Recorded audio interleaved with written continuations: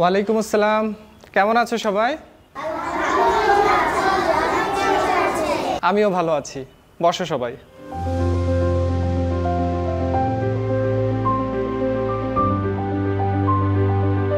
প্রথম শ্রেণীতে তোমরা আকৃতি সম্পর্কে কিছু শিখেছিলে, মনে আছে নিশ্চয়ই তোমাদের?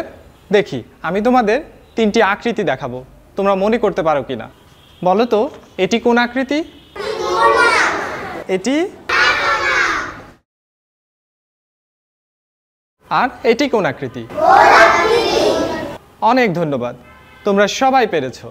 এমন অনেক আকৃতি আমাদের চারপাশে রয়েছে, তাই না? আমরা আজকে আকৃতি থেকে আরো নতুন কিছু বিষয় জানব। আমাদের আজকের পাঠ অধ্যায় 10, জ্যামিতিক আকৃতি। তোমরা অধ্যায়ের নাম এবং অধ্যায় খাতায় লিখে নাও।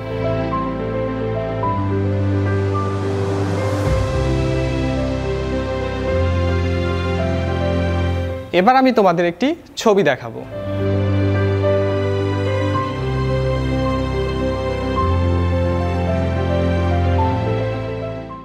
ছবিটির দিকে তাকাও।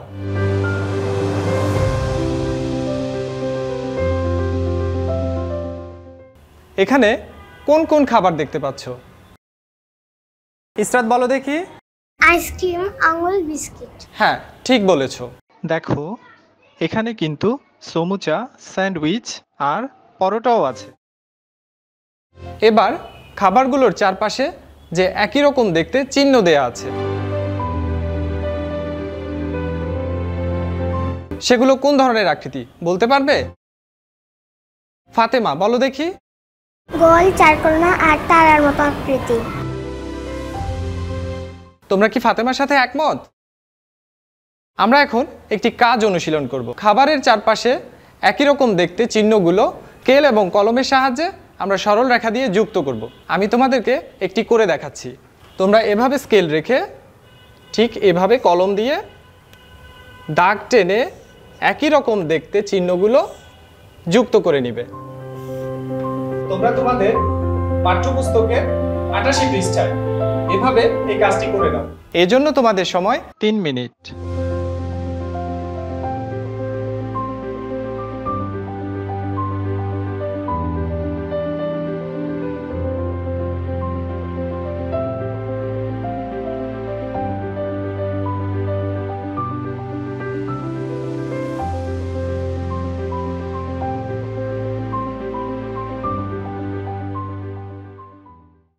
আমি একে একে একই রকম দেখতে সবগুলো চিহ্ন যোগ করে নিচ্ছি।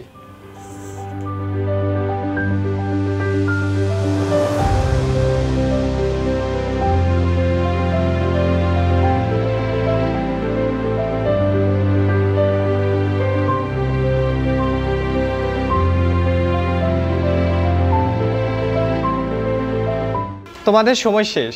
আমরা এখানে 3 কোণা ও 4 কোণা আকৃতি তৈরি করেছি। তাহলে আমি লিখব 3 কোণা ও 4 কোণা আকৃতি তৈরি করেছি। আচ্ছা বলতে পারবে এখানে সমুচার চারদিকে ঘিরতে কতগুলো সরলরেখা প্রয়োজন? দেখি কে বলতে পারবে? আনন্দিনী বলবে। 3টি সরলরেখা প্রয়োজন। আনন্দিনী বলেছে 3টি রেখা লাগবে। তাহলে আমরা লিখব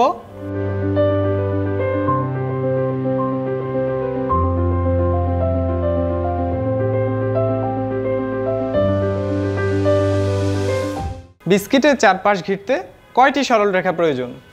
কে বলতে পারবে? লাবিব বলো দেখি।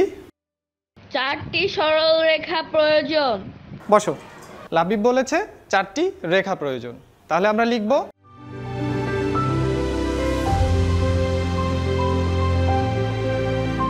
আমি এখন বোর্ডে একটি প্রশ্ন লিখছি।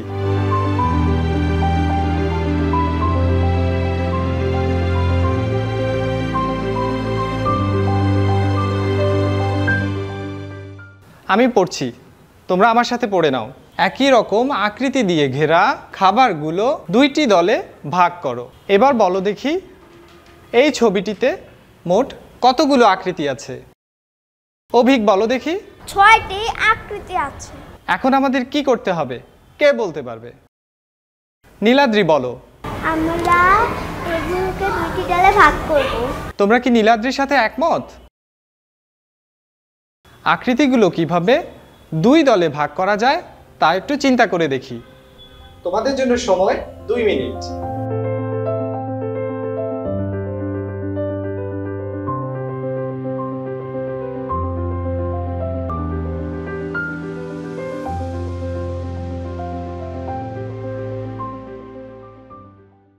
তোমাদের সময় শেষ। এখন তোমাদের ধারণাগুলো তোমাদের পাশে বসা বন্ধুর সাথে বিনিময় করো। এজন্য তোমাদের সময় 1 মিনিট।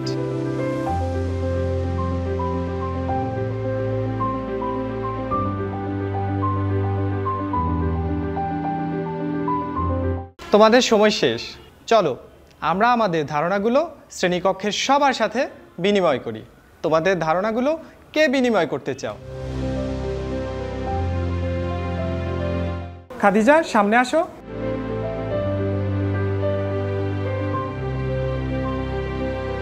খাদিজা, তোমার ধারণা কি বলো? আমি 3 কোণা ও 4 কোণা এভাবে ভাগ করেছি। ধন্যবাদ, তোমার সিটে যাও।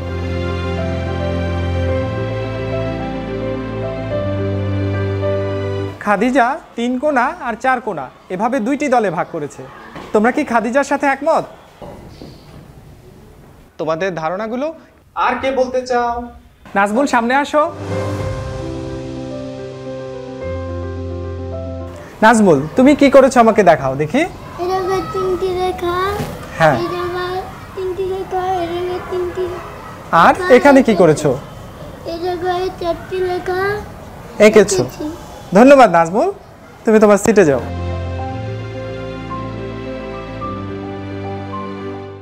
নাজমুল সমুচা, আঙ্গুর আর স্যান্ডউইচ এদের চারদিকে 3টি রেখা এঁকে একটি দলে রেখেছে।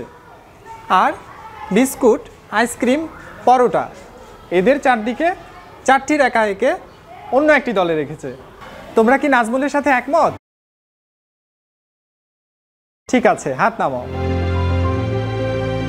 আমরা এখন প্রথম দলের আকৃতিগুলো দেখি। ছবিতে দেখো প্রথম দলের আকৃতিগুলো আমরা যদি আঁকি কেমন হয়।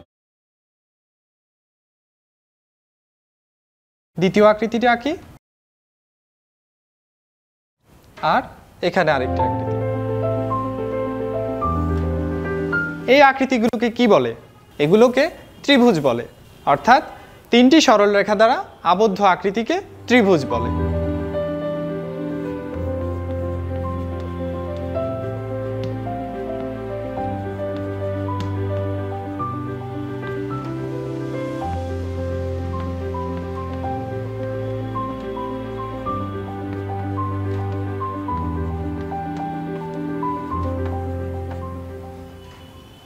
ত্রিভুজ বলে।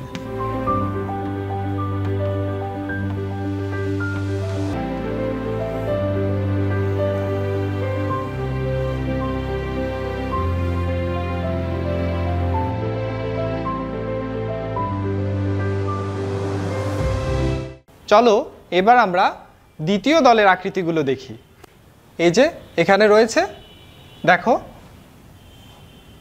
দ্বিতীয় দলের আকৃতি একটি, এখানে রয়েছে আরেকটি, এখানে রয়েছে আরেকটি।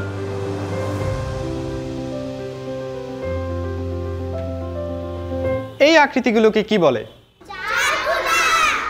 হ্যাঁ, এদেরকে চতুর্ভুজ বলে, অর্থাৎ 4টি সরল রেখা দ্বারা আবদ্ধ আকৃতিকে চতুর্ভুজ বলে।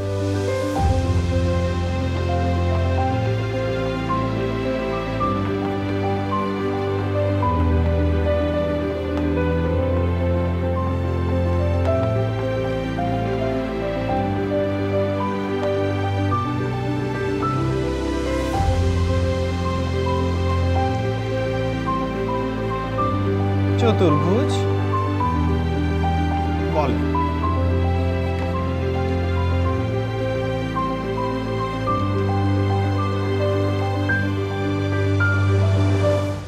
দেখো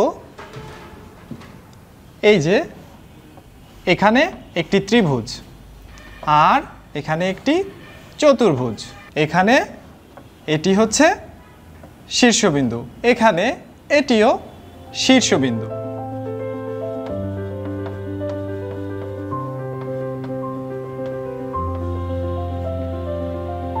আর এই যে এখানে এটি হচ্ছে বাহু, এখানে এটি হচ্ছে বাহু, এদেরকে বলা হয় বাহু।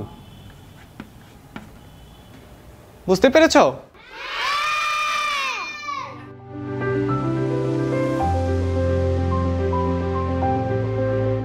আমি তোমাদের আরেকটি গাণিতিক সমস্যা দেখাবো, তোমরা সেটি সমাধান করতে চাও?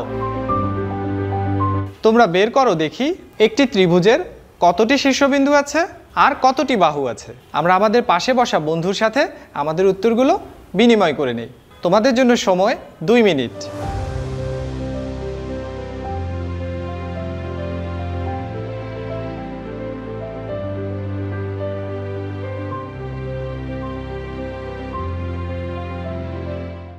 তোমাদের সময় শেষ। কে তোমরা তোমাদের উত্তরগুলো শ্রেণীকক্ষে উপস্থাপন করবে? আনা বলতে চাও? আনা বলো দেখি। একটি ত্রিভুজে 3টি বাহু আর 3টি শীর্ষবিন্দু আছে।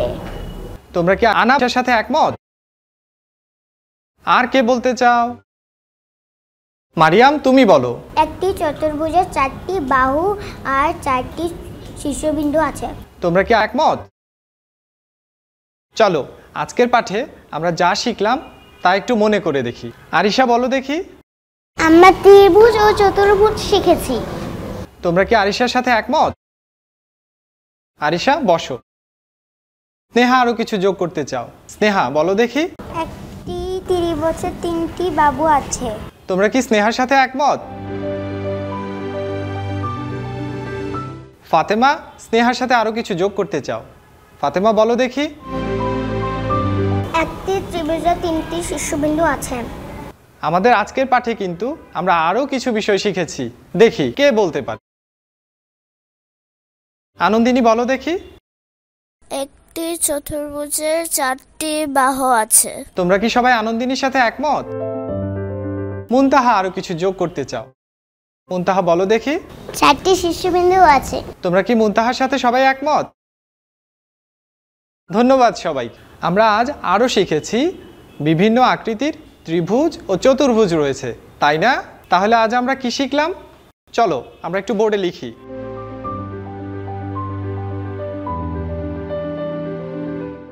আমরা আজ শিখলাম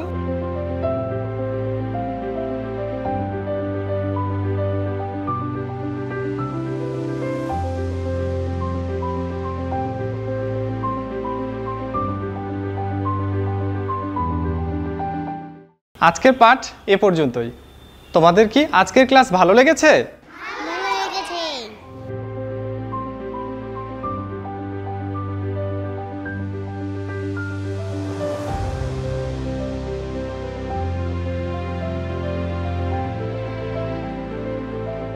তাহলে আজ এ পর্যন্তই। তোমাদের সাথে আবারও দেখা হবে। সে পর্যন্ত সুস্থ থেকো, সুন্দর থেকো। ধন্যবাদ সবাইকে।